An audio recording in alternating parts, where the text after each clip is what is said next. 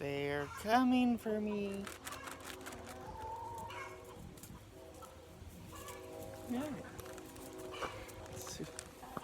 Somebody's raising a hoot up here. The Blondie or Barbie? Or Jane. Alright. Oh, messy back here. Do step one of the compost pile. Bonfire to be. Alright. Spinach that went bad from the store. Only seems to last a couple days. Can't wait to get our crop of fall spinach going here. Ooh, apologize for the spinniness. Made me dizzy. Alright. Oh, that is chicken coop. Is that here? And what they don't eat, I'm putting in the black barrel to compost. So down here, we have a garden. Everything under the hoops here is going to get covered by plastic to see how long we can grow stuff. I still have more to plant. It's September, into September. We got our little cover crop experiment down here. We did barley and then oats and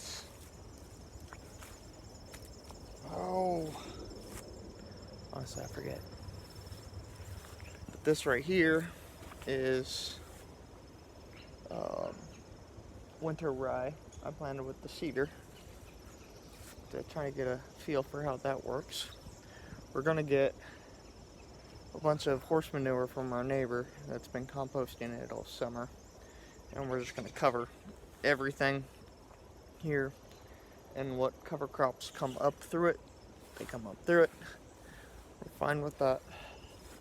But so these rows back here all the way up, that tomato plant's got to come out, but all the way up to here, we're going to cover that with as much horse manure as we can. My neighbor over here has a dump truck business, and I'm going to see if I can get 10 to 20 ton yards of wood chips dropped here, especially if they'll do it for free. Really would appreciate that. But yard of wood chips is $12, and that's what we use to do all of our mulching around the house. And it's we've done it for 3 years, putting it on the flower beds, and it actually made the soil a heck of a lot better. Water tower's got to come down because it's getting too cold to keep water up here. I might as well go get that out right now. We did have some deer problems. Obviously our little chicken wire fence was not enough to stop a deer, but it did stop the rabbits. So that's turned off, and that's just a simple little check valve. Incoming water from the house, check valve, water out to the garden and pump.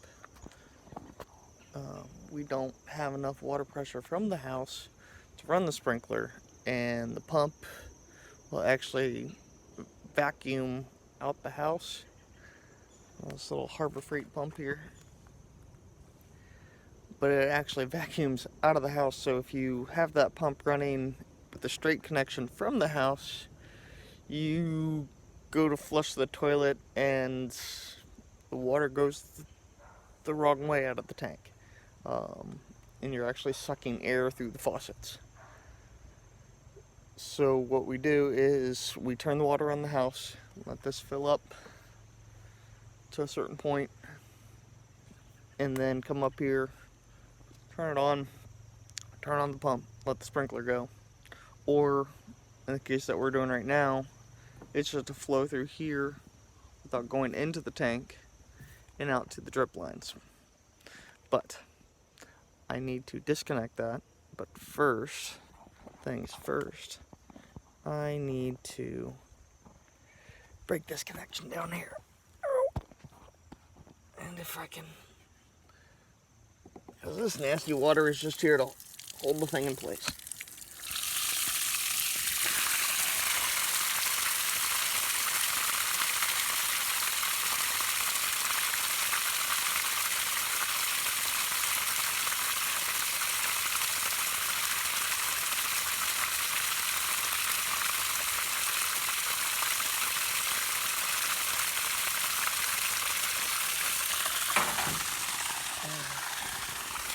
I'll let that drain out there. I set it up opposite.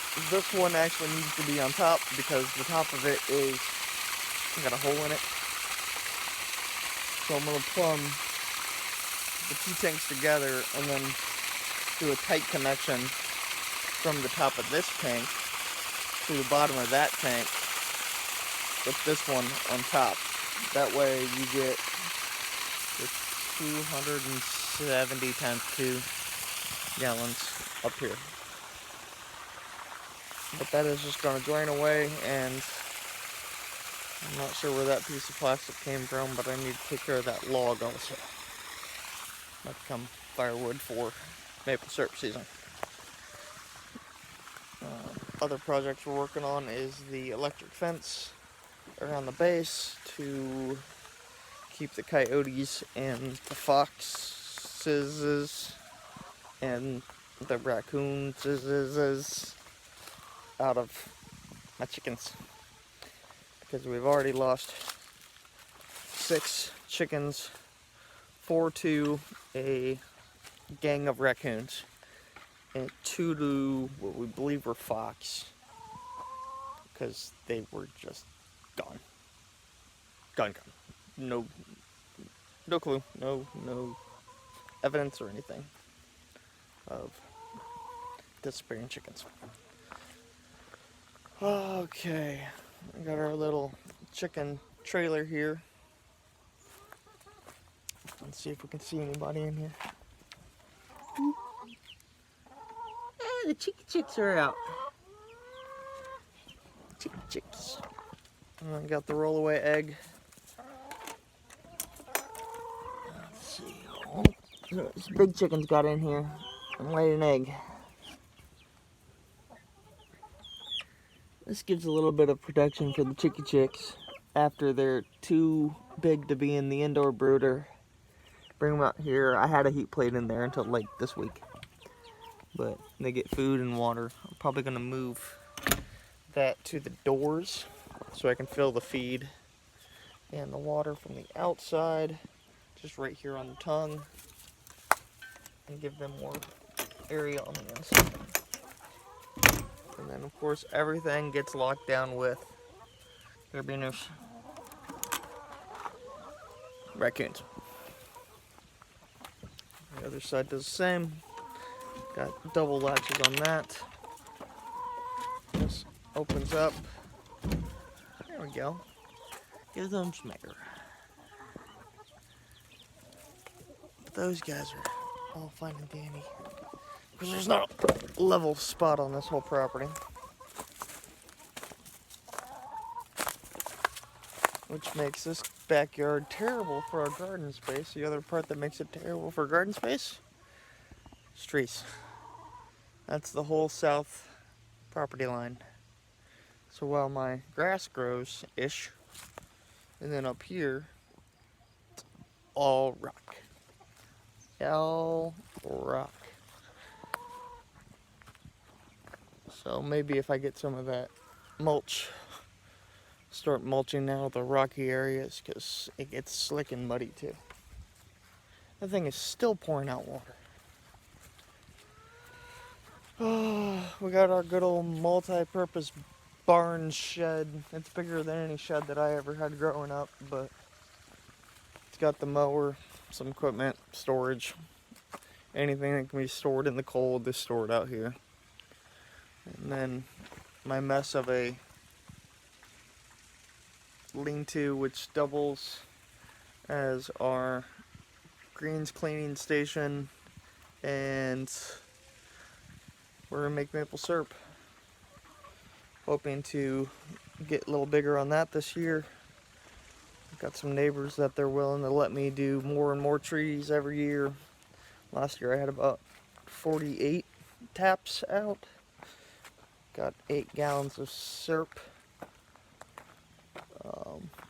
Some inefficiencies in my systems, and I lost some. But it's better than the previous years where I've had pans burned through and the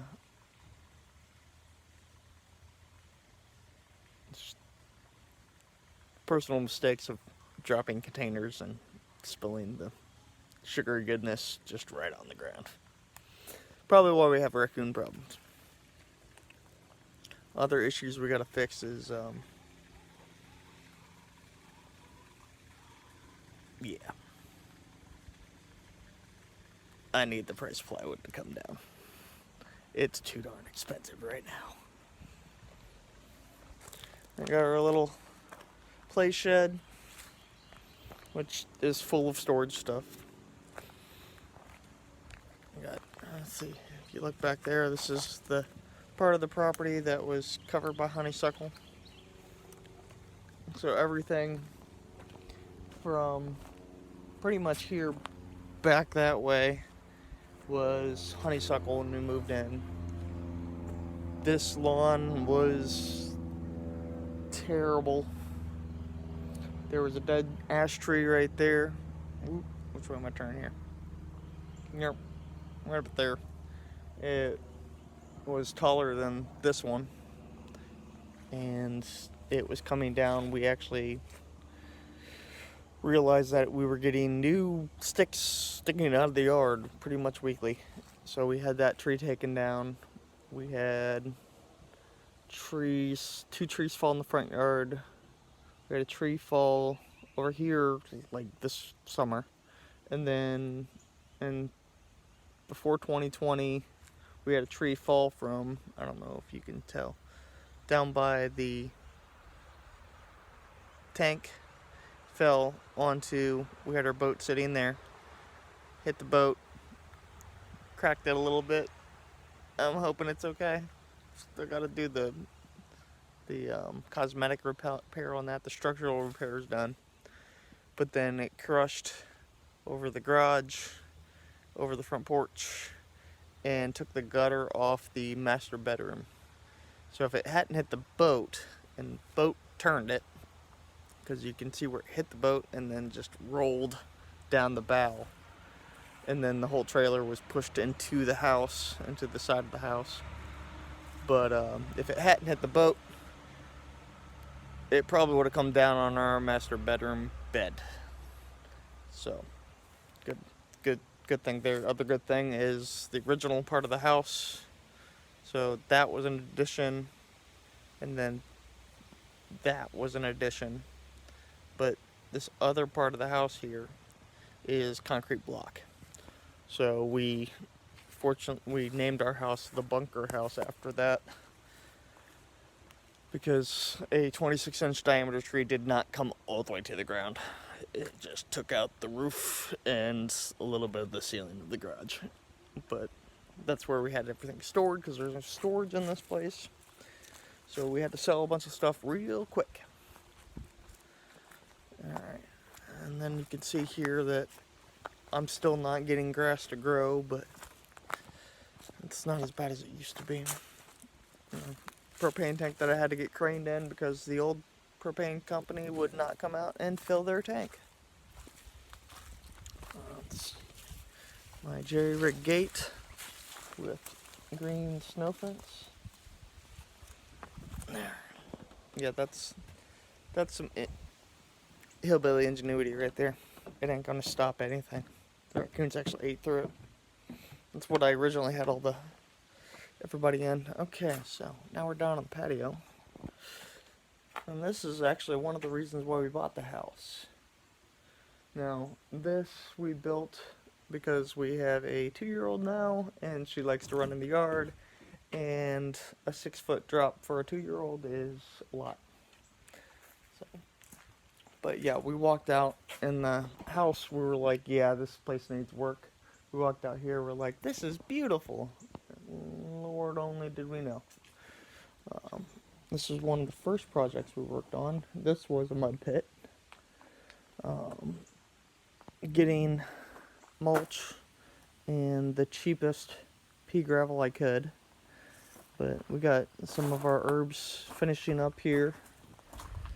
Mother's Day flowers, our gift of a rose when we moved in, kids play area, and then my attempt to do container compost gardening, and that didn't work out so well. Our lovely cinder block wall and hill where we can't do anything with, at least I haven't figured out how to do anything with. My attempt to stop the hill from sliding down, which I need to rip out. And then, let's see here, through the gate we go.